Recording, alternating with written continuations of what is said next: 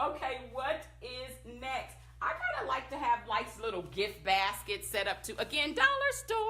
This is one of my leftover ones from Valentine's Day. I got real busy and packing and moving, relocating from the Midwest to the West Coast, and I didn't do what I needed to do with these, but I always make holiday baskets, and I just want to show you one of my baskets I put together from the dollar store, and I only charge a few dollars more over the book because I'm only spending $1. So I spent $1 on the mug, I spent $1 on the little heart thing again from the dollar store, and I bought the basket from the dollar store, and then of course there's my book, right?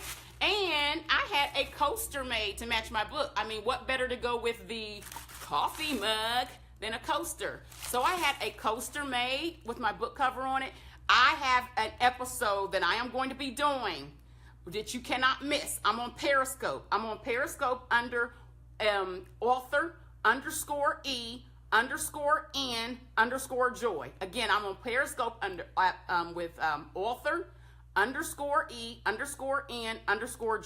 And I'm going to be doing an episode later this week on Periscope on how to change your meeting space into your own personal office.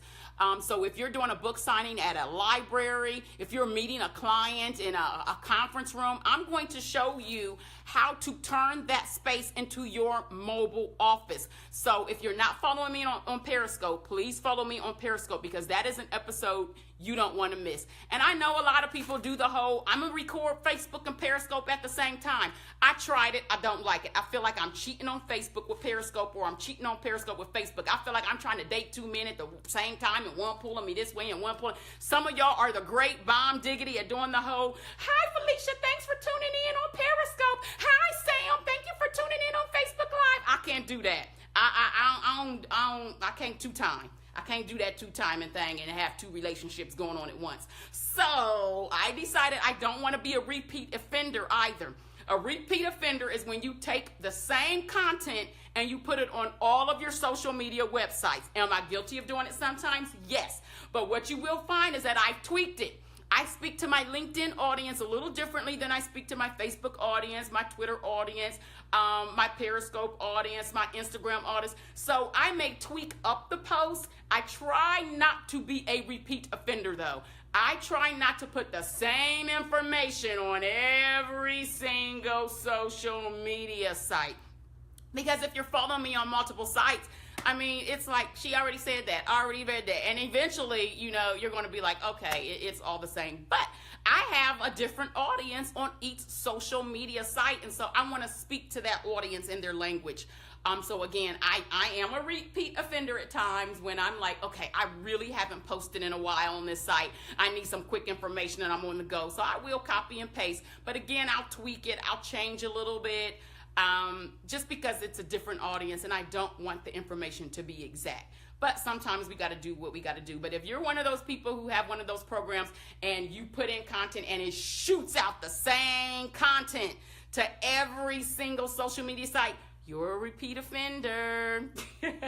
So anyway, get your basket together. People love pretty baskets. It draws people to the table. People love sets. So if you can, travel with a nice little basket. Put your little basket together and make sure it's cohesive. So again, I have a coaster from a coffee or my tea drinkers, Chanel. I know you love the tea, honey. You love spilling the tea. You love giving the tea on books. So coffee or tea mug, whatever your choice. So that always jazzes up your table a little bit. I'm going to try to put everything to the side.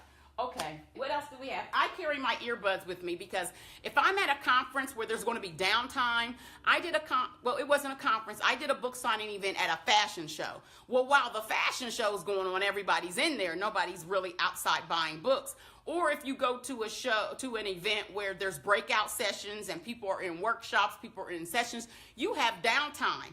Well, I like watching videos and webinars and courses, so I like bringing my earbuds with me, and I'll just plug it in, and, I'll go watch a webinar. So, I'm constantly, trying to learn and keep up with this ever-changing industry, and so that I can pass on the information to my literary consulting clients. So make sure you bring your little earbuds with you, so when you're downtime, you can do some learning, or you can listen to some music while you write. I know a lot of us will, write during that downtime. So that's another thing. I always bring my laptop. I don't have it with me right here to pull out, but bring your laptop. And I have a smaller laptop. I don't have one of those humongous laptops.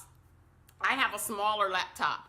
And it actually doubles as a tablet. It has a removable keyboard.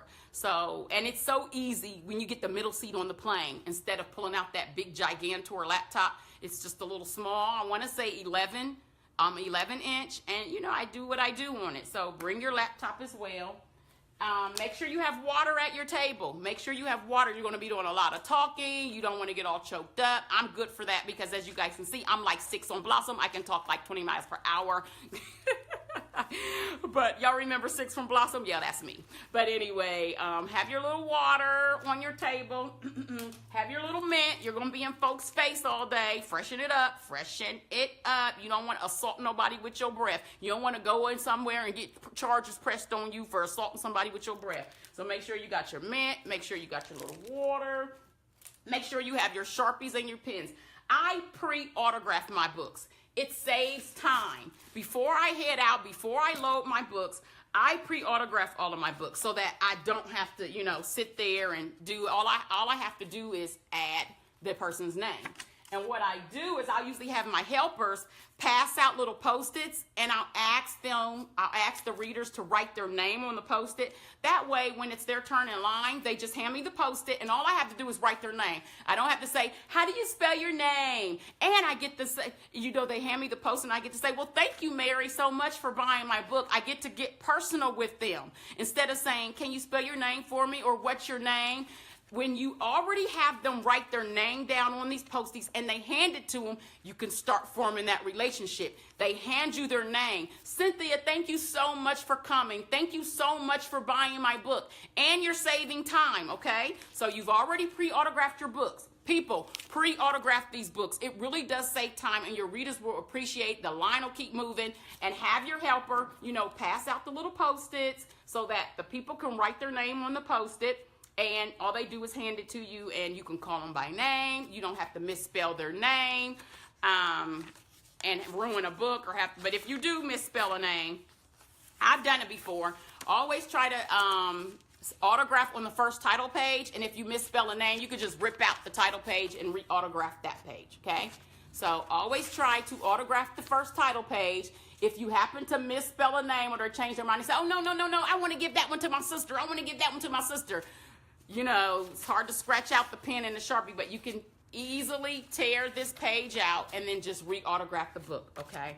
Like I said, I'm about keeping my coins, saving my money. So sometimes I'll pre-autograph with a Sharpie. Sometimes I'll pre-autograph with a blue pen. Sometimes I'll pre-autograph with a black pen. So I always make sure I have, a couple of each. So when I open it, it's like, okay, let me autograph that one. There was something else. Oh.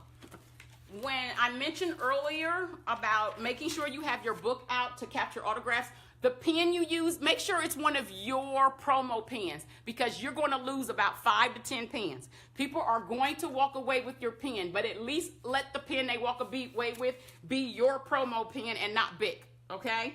Unless Bic is one of your sponsors.